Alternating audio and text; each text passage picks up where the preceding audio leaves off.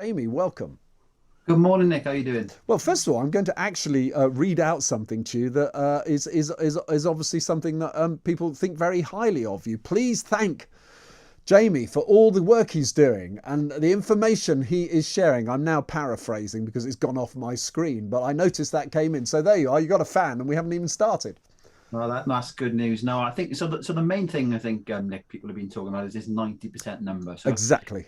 let's go back a few weeks now. So it first surfaced in the Sunday Times. There was an article on the front page of the Sunday Times saying that 90% of patients in kind of hospital in intensive care units were unvaccinated. Now, at the time I was questioning the numbers. A few other people were questioning the numbers. So let me just explain where that number firstly came from, and Can then I we just can ask, talk through Jamie, are what. you talking about 90% hospitalizations or 90% in ITU? Because they were both out there, weren't they?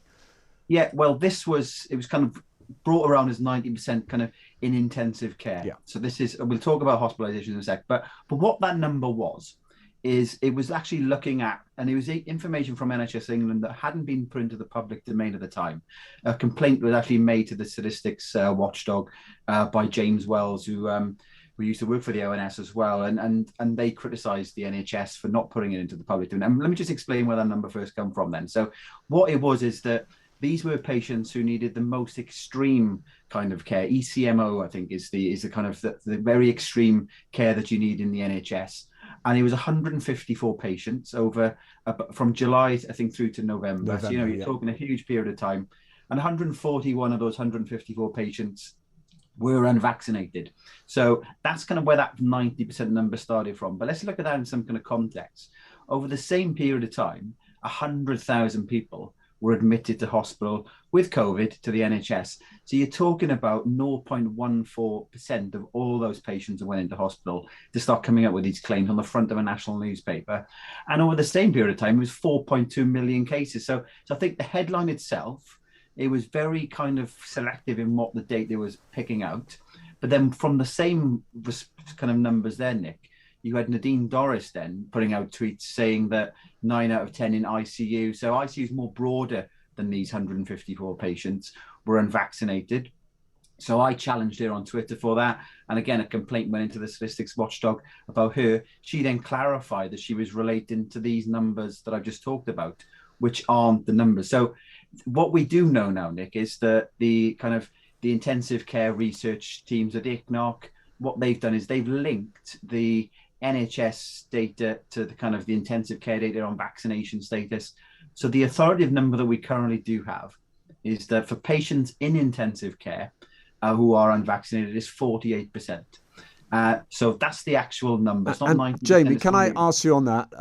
Looking at the ICNICC data, which is not that's not the ONS or that's not the NHS as such, is it? That's a separate body, as I understand it. Those numbers only go up to the 15th of November. Have I got that right? Because we're all pretty interested in the impact of Omicron, which of course wasn't really around at that time. So is it absolutely impossible to get current data on the number of people in ICU who may or may not have had the vaccine, or any data on the people on ICU? So we rely on this ICNOC information. Ironically, Nick, it was about 3 or 4 weeks ago they published the data, Hmm. and it was only up to July, and there was a lot of people saying that three-quarters of patients in intensive care were unvaccinated. But obviously, up to July, there was very few people who were fully vaccinated at the time, so that's not unsurprising. So they did come out. They worked with NHS to get more information, and they published that. So that is the latest information up to the 15th of November. And so, but I think one thing, this isn't about the vaccines don't work because lots Hmm. of people are in ICU. Let's Sure. remember the vast majority of people in the population are vaccinated. So, just to explain that if you are unvaccinated and you've got similar personal characteristics to somebody who is vaccinated, it does vary significantly, but you are more likely to be admitted into ICU if you're unvaccinated. Because remember, the 48% is a higher proportion than what the full kind of population of unvaccinated are. So, this isn't Yeah. against vaccines. Vaccines do have an impact, they are positive, but the ministers are going out making claims and politicians are going out making claims which are false. And ironically, when you start looking at into the same report, Nick, you actually find that people who are kind of severely obese are way overrepresented in kind of intensive care as well. So it's not just your vaccination status that's a critical factor in all of this. Okay, now look, I just want to come on to another point, which I felt did get in the public domain much more in a way than this one, because I personally don't think this 90% figure has been challenged even enough. And it would be interesting to see. Well, let me stick to this point first of all. Yesterday, 2 days ago, the Prime Minister came out and then and made this statement, and he was relating to those who have not had the booster. How is it even possible for that data to be available? Because it then dribbled out that, oh, well, we're just talking about a few hospitals we visited. I mean, that was a gross misrepresentation, if you ask me. It gave the implication that this was right across the country, but it was actually a few hospitals, as I pointed out yesterday. But would we even collect data, or would INICC collect data on those who are in intensive care, on how many vaccines they've had, and will we actually see this data? So I'm sure we will get to see that at some point. I don't understand why the NHS themselves need to rely on ICNOC to do this information. Anyway, they know who's in intensive care. They know the vaccination status of all these patients.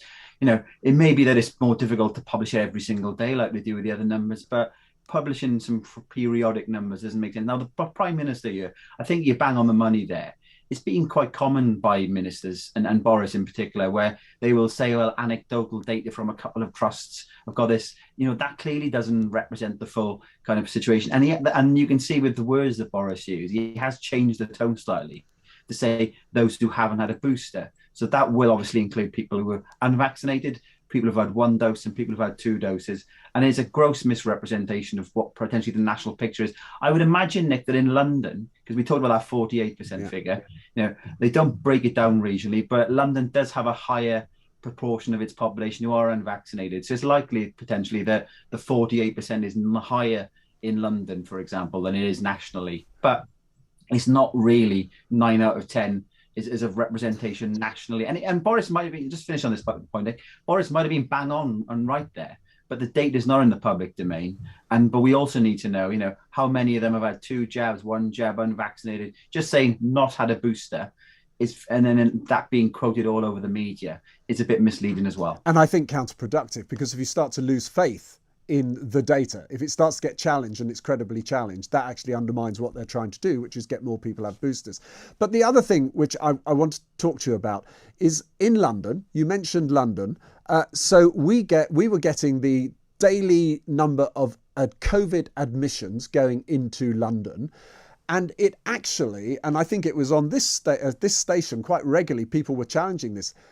That was not the true picture, though, was it? Because people are going in for all sorts. More and more people have got Omicron, whether they've had a test or not. They go into hospital, they get a test for something else, and it turns out they've got Omicron. That data was fundamentally misleading. And yet, how easy now is it for us to identify if you've been into hospital for a primary reason other than COVID or COVID? Is it easy now for us to find that out? So the NHS started several months ago, started publishing people who are going into hospital where COVID is the primary reason, and people who are going in where, incidentally, for example, somebody might need to go into hospital because they've needed an operation on a leg, for example, and they tested positive. They split those numbers out. So what we do know now, Nick, at the moment, and you're right, we're starting to see the proportion of patients going into hospital in English hospitals who are going in with COVID but not being treated specifically for COVID is going up. It's currently around 29%. So that means 71% of the patients who are in hospital are not primarily being treated with COVID. But there's another aspect of this as well. And that's patients who are already in hospital who catch COVID in hospital as well. And we can kind of estimate that around 20% of patients at the moment, in the last 7 days, about 1 in 5 patients in the numbers caught COVID in hospital. So they weren't admitted for COVID, but they're in there. So it could be that we're close on half of the patients in hospital are in there with COVID, but not specifically because of it. And the important thing, Nick, is that if you're in a position where, say, everybody in the population had Omicron. Exactly. then everybody in hospital will have Omicron, and every death that's recorded will have Omicron on there. So these that's where you've got to be they become meaningless in effect at some point. Jamie, I've got a question. I'm running over time here, so I'm fully prepared to get told off for this, but it's so good to have you. Actually, Kevin McDonald has sent me this on Twitter, and he's shown me a graph where it shows that COVID cases were up 45% across the UK in the past week, but he's broken it down by the devolved nations. So England 38%, Northern Ireland up 88%, Scotland up 96%, Wales up 117%. Could you draw from that conclusion that those countries that had, if you like, restrictions in place, unlike England, which didn't, and has the lowest increase in cases, would I be guilty of doing what the government doing, misusing the statistics? If I turned around and said, well, that shows restrictions like masks and all those restrictions they've had in Wales and England, they don't work because their cases have gone up more than they have in England, where we were much more liberated. Yeah, those numbers, I think, might be numbers I tweeted out yesterday. So the important thing there, what they are, is they're the last 7 days cases reported versus the previous 7 days. Now, the restrictions have only really come into force, the extra restrictions, after Christmas. So it's probably still early days.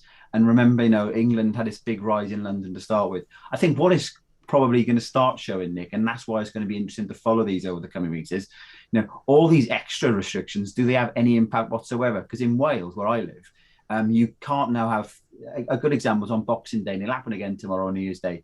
People couldn't watch the rugby match outside because there was only 50 fans were allowed. So 150 were packed into the clubhouse watching the same game when they couldn't go outside and watch it. That's going to increase the spread of the virus. We've got some really stupid rules in there. Jamie, I'm going to have you back. Thank you very much. I'm getting yelled at for the news.